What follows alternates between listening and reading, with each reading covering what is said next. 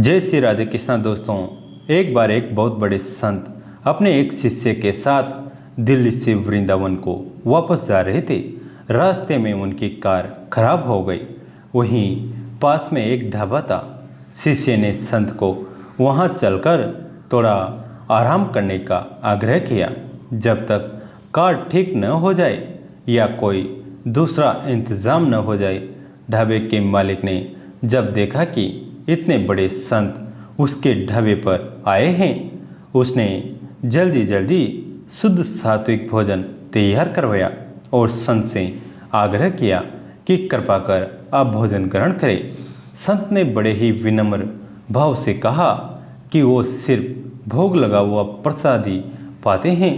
ढाबे का मालिक बहुत निराश हुआ और शिष्य भी दुखी था कि संत ने सुबह से कुछ खाया नहीं। ठीक उसी समय एक और कार आकर वहां रुकी, जिसमें से एक दंपति गोपाल जी को लेकर बाहर निकले और ढाबे के मालिक से कहा कि कुछ सात्विक भोजन तैयार करवा दीजिए, मेरे गोपाल जी के भोग का समय हो गया है। उन्होंने बताया कि वो लोग वृंदावन से दिल्ली अपने घर वापस जा रहे थे। रास्ते में एक दुर्घटना की वजह से वे समय से घर नहीं पहुंच सके और अब उनके गोपाल जी के भोग का समय हो गया है। प्रभु की इस लीला को देखकर ढाबे के मालिक और शिष्य दोनों बहुत हैरान हुए। संत के लिए बनाया हुआ भोजन गोपाल जी को भोग लगाया। फिर वो प्रसाद संत के पास लेकर गए। संत ने जब सारी बात सुनी तो वो दौड़कर गोपाल जी के पास आए और दंडवत प्रणाम किया। ठाकुर जी की लीला को देख संत के आंखों से आंसू रुकने का नाम ही नहीं ले रहे थे। संत ने कहा, कन्हैया, आज तूने मेरे लिए इस ढाबे पर जहाँ प्याज लहसुन के गंध से मेरे लिए ही बैठना कठिन हो रहा था, वहाँ तूने मेरे लिए आकर भोग लगाया कि मैं भूखा न रह जाऊँ। धन्य है तू जो अपने तुच्छ भक्त के लिए भी कुछ भी करने को तैयार हैं। संत ने प्रसाद को माथे से लगाया। उसे आज वो प्रसाद अमृत से भी ज़्यादा मीठा लग रहा था। दूसरी तरफ ढाबे वाला सोच रहा था, धन्य है तू सांवरे, मैं तो घर पर तुझे सिर्फ कभी कभी कुछ मीठा ले जाकर लगा देता हूँ, वो भी बीबी के कहने से, और तू मेरी ने संत की प्रसाद पवाने की इच्छा पूरी करने खुद ही चलकर आ गया। तेरी कृपा और करुणा का कोई पार नहीं है कान्हा। नज़र भी हमारी है, नज़रिया भी हमारा है। हम देखते वही हैं जो हमारा मन देखना चाहता है।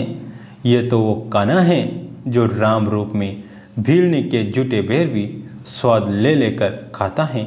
वारे प्रभु, तेरी लीला अपरंपार है। ऋषि मुनि गए हार, प्रभु तेरी लीला अपरंपार।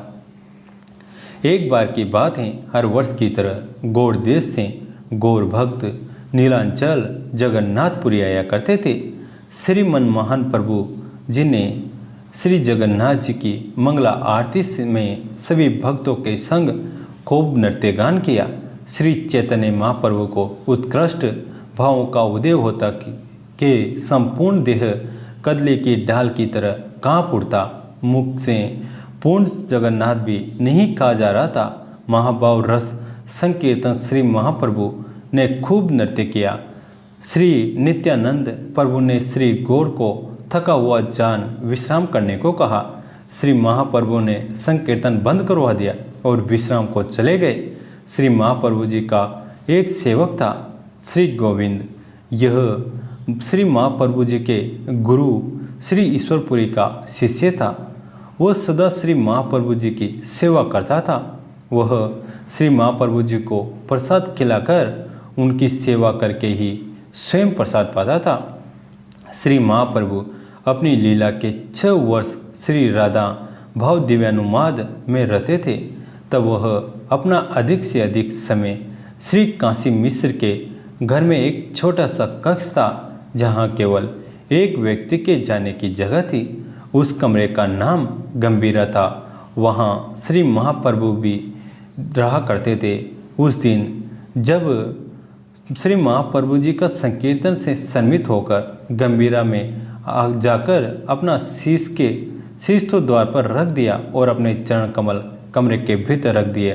वह गंभीरा छोटा होने से कमरे में कोई जा नहीं सकता था और महाप्रभु जी का शीश द्वार पर था। हर दिन की सेवा नियम के अनुसार श्री गोविंद चैतन्य महाप्रभु के गंभीरा में प्रवेश करने लगा, परंतु प्रभु का शीश द्वार पर होने से गोविंद प्रवेश नहीं कर सका। गोविंद प्रभु से बोला, प्रभु आप हमें अंदर आने का स्थान दीजिए, हम अंदर कैसे आए? आपकी सेवा करनी है प्रभु। प्रभु बोले, गोविंद मेरे में हिम्मत नहीं, मैं बहुत थका हुआ हूँ, तुम स्वयं ही अंदर आ जाओ, मैं नहीं हिल सकता। गोविंद ने कहा, प्रभु मैं कैसे अंदर आऊँ? प्रभु बोले, मुझे नहीं पता, आना है तो आओ, नहीं तो मत आओ। गोविंद दुखी हुआ, प्रभु की सेवा का नियम कैसे तोड़ सकता हूँ? चाहे अपराध हो जाए पर प्रभु की सेवा नहीं छोड़ सकता। तभी गोविंद अपराध आदि का विचार न करते हुए श्री महाप्रभु जी के मुख पर कपड़ा रखकर, ताकि गोविंद के चरण की धूल नहीं पड़े, गोविंद प्रभु के शीश से लांघते हुए अपने पैर उठाकर गंभीरा कक्ष में आ गया। गंभीरा में आकर प्रभु के चरणों की सेवा करने लगा।